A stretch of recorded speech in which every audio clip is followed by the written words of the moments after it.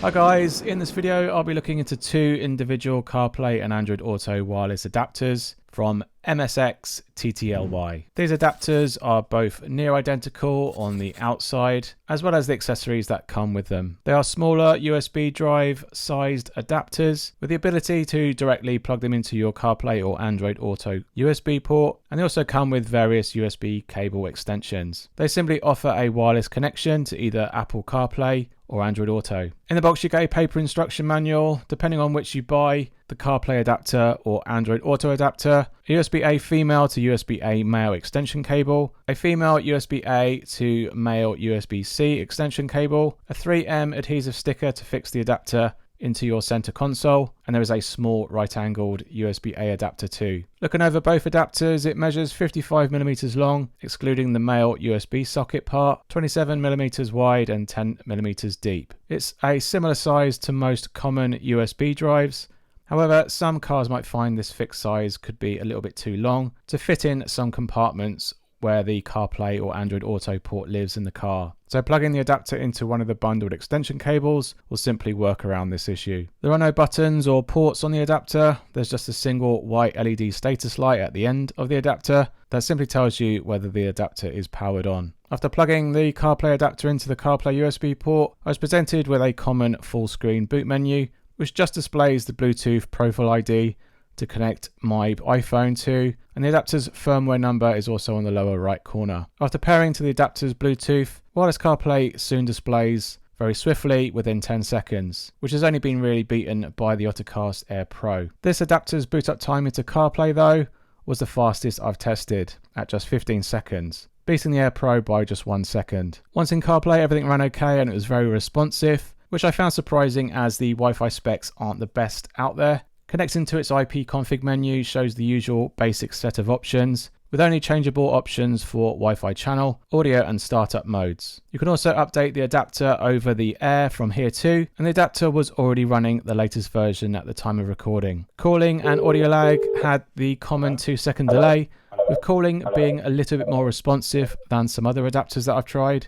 Its sound quality in calling and music seemed also decent. Moving over to the Android Auto adapter, it doesn't feature a boot up screen like on the CarPlay adapter. Instead, you just have to turn to your Android phone, wait for the Bluetooth profile to appear, and tap it to connect. Pairing to the Android Auto was harder to test, but it took 15 seconds to pair into Android Auto, and a total power up into Android Auto took around 20 seconds. Once in wireless Android Auto, the ratio and resolution of the display matched exactly how it is connected when I'm using a wire, and the performance was very good. It was a pleasure to use an Android Auto adapter that looked and sounded good, and also just being very responsive. Again, surprising when the Wi-Fi specs aren't the best out there. Sound playback in music apps was great, and calling was also good too, with very little lag in calling feedback. The U2C Air retails for $79.99, and the U2A Air retails for $76.99 on Amazon. And you can check out my links down in the description below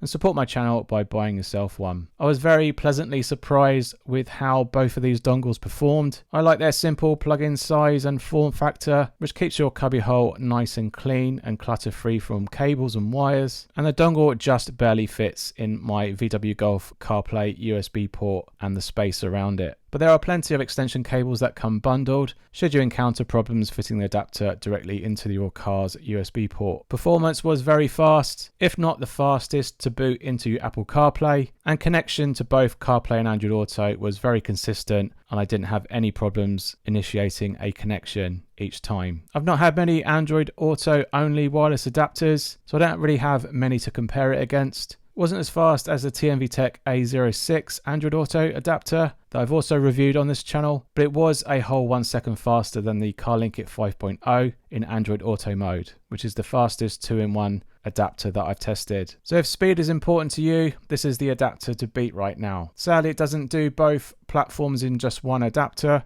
so you would have to buy two for each platform and plug them in each time you switch platforms in the car. But if you're only using one platform in the car, then with its price point, performance and stability all factored in, this little adapter from MSXTTLY comes well recommended, and for now this will be my go-to wireless Apple CarPlay adapter in my own car. Alright, thanks for watching, and I hope you found this video helpful. Give us a thumbs up if it has. If you have any questions about either of the two wireless adapters in this video, let me know in the comments down below.